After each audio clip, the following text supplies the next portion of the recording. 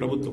కానీ బాధాకరమైన పరిస్థితి ఏమంటే అందరి హక్కులకు కస్టోడియన్లా ఉండాల్సిన స్పీకర్ గారు ఇవాళ ఆయన బడివే అనే మాట మాట్లాడితే కళ్ళప్పగించి ప్రేక్షక పాత్ర వహిస్తుంటే ఏమనాలనో అర్థం కావట్లేదు.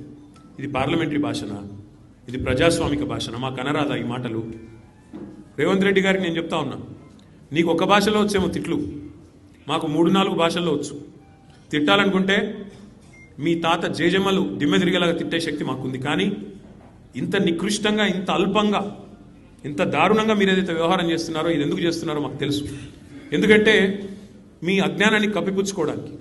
నీకు ఐఐటికి IIITకి అంతరం తెలియదు, ఐఐటికి IIITకి అంతరమే తెలియదు. నీకు బచావత్కు బ్రజేష్ కుమార్ ట్రిబ్యునల్కు తేడా తెలియదు.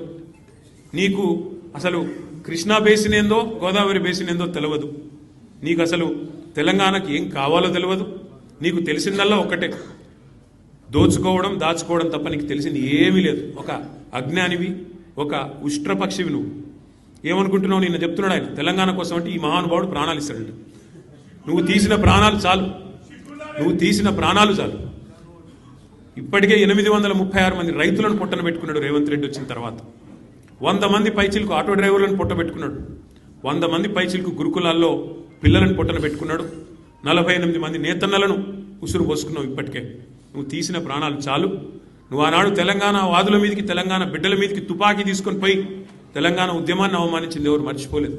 ఇవాళ ఏదో పేమెంట్ కోటాలో అదృష్టం బాగుండి అడ్డిమారి గుడ్డి దెబ్బలో ముఖ్యమంత్రి అయినావు రేవంత్ రెడ్డి. నీ వాగుడు, నీ అల్పబుద్ధి ప్రపంచం మొత్తం చూస్తూ ఉంది. ఒకటి మాత్రం, నీ రాహుల్ గాంధీని ఉరిదీయాలి. ఎక్కడ? అశోక్ నగర్ నడి చౌరస్తాలో 2 లక్షల ఉద్యోగాలని చెప్పి మాట తప్పినందుకు రాహుల్ గాంధీని ఉరిదీయాలి. రైతులకు రుణమాఫీ చేస్తా అని చెప్పి మాట తప్పినందుకు వరంగల్లో రాహుల్ గాంధీని ఉరిదీయాలి. బీసీలకు 42% రిజర్వేషన్ అని చెప్పి మాట తప్పినందుకు మీ నాయకత్వాన్ని, కాంగ్రెస్ నాయకత్వాన్ని, రాహుల్ గాంధీని, రేవంత్ రెడ్డిని కామారెడ్డిలో ఉరిదీయాలి. ఉరి తీసుకుంటూ పోతే 420 హామీలు ఎక్కొట్టినందుకు 420 సార్లను నీ 420 కాంగ్రెస్ పార్టీని ఉరిదీయాలి.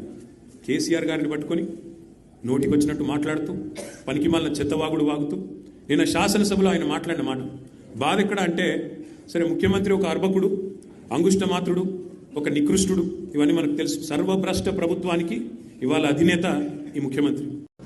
కానీ ఎన్టీ రామారావు గారు, స్వర్గీయ నందమూరి తారక రామారావు గారు ఎప్పుడో చెప్పారు, అంగుష్టమాత్రులు, కుక్కమూతి పిందెలు కాంగ్రెస్ నాయకులు. నిజంగా ఇవాళ ఆ అంగుష్టమాత్రుడు అనే పదానికి, అనే మాటకి అర్హుడెవడని ఉన్నాడంటే రేవంత్ రెడ్డికి మించిన వాడు ఎవడు లేడు. కుక్కమూతి పిందెలు అని కాంగ్రెస్ నాయకులను తారక రామారావు గారు అనేది ఖచ్చితంగా వారికి తగిన మాట అది. ఎందుకంటే ఒక్కసారి